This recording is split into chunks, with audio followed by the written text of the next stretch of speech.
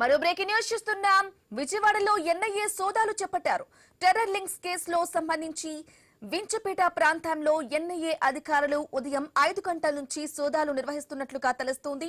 ఈ దాడులు ఇప్పటికే నమోదైన టెర్రర్ రాడికలైజేషన్ కేసు దర్యాప్తులో భాగంగా జరుగుతున్నట్లు సమాచారం.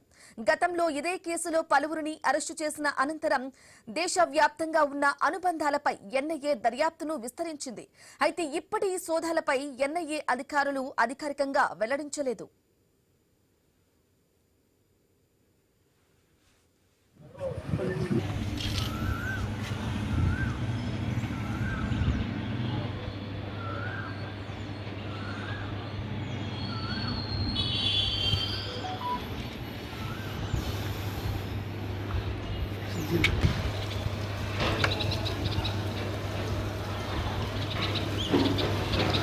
ఉన్నారు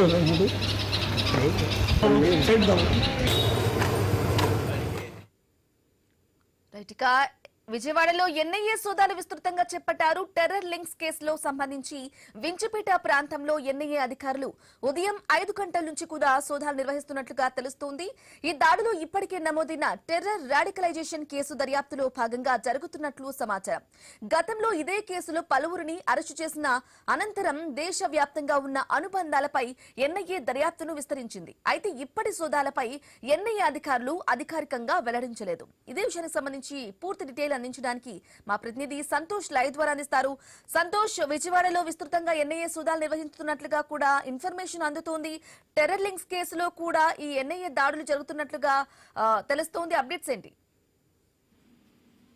విజయవాడ ఎంచుకోట ఏరియాలో అయితే కనుక ఎన్ఐఏ సోదాలు అయితే ముమ్మరంగా నిర్వహిస్తున్నటువంటి పరిస్థితులు కూడా కనబడతా ఉన్నాయి. ఏదైతే ఇటీవలే టెర్రర్ లింక్స్ తోటి ఏదైతే లింక్స్ ఉన్నాయో దానికి సంబంధించి ఒక విజయవాడకి చెందినటువంటి 3 నిందితులు అయితే కనుక ఇటు మహమ్మద్ డానిష్, సోహైల్ బేగ్, మహమ్మద్ రహంతుల్లా వీరినైతే కనుక ఎన్ఐఏ అధికారులు అరెస్ట్ చేసి అదుపులోకి తీసుకున్న అనంతరం కూడా విచారించడం కూడా జరుగుతుంది. అయితే దీనికి ఈ లింక్స్ ఎవరెవరు ఉన్నారు, ఇంకా విజయవాడలో వీరితో పాటు ఆర్థిక లావాదేవీలు కావచ్చు, అదేవిధంగా ఫోన్ కాల్ డేటాస్ కావచ్చు, వారి యొక్క సంచరించినటువంటి ప్రాంతాల్లో ముమ్మరంగా అయితే కనుక ఎన్ఐఏ అధికారులు అయితే ఈ యొక్క దర్యాప్తు అనేది చేపట్టినటువంటి పరిస్థితులు కూడా కనబడతా ఉన్నాయి. ఇక ఈ నేపథ్యంలోనే ఈ యొక్క టెర్రర్ లింక్స్ తోటి ఉన్నటువంటి నిందితుల ఇళ్లలో అయితే కనుక సోదాలు నిర్వహించినటువంటి ఎన్ఐఏ అధికారులు ఇవాళ ఉదయం తెల్లవారుజాము నుంచి అయితే కనుక ఈ యొక్క సోదాలు నిర్వహించినటువంటి పరిస్థితులు కూడా కనబడతా ఉన్నాయి. ఈ యొక్క టెర్రర్ లింక్స్ తోటి ఇంకా ఎంతమంది ఉన్నారు, అదేవిధంగా ఎవరెవరిని మీరు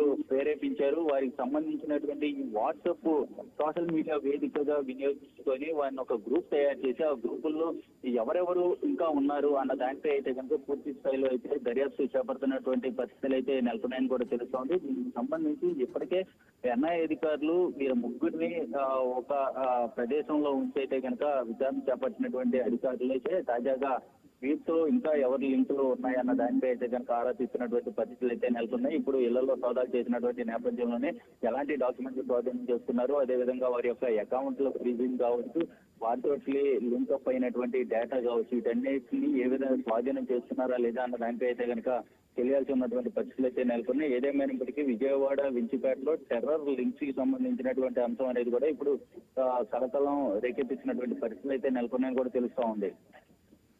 okay, right Santosh, thank you for the updates.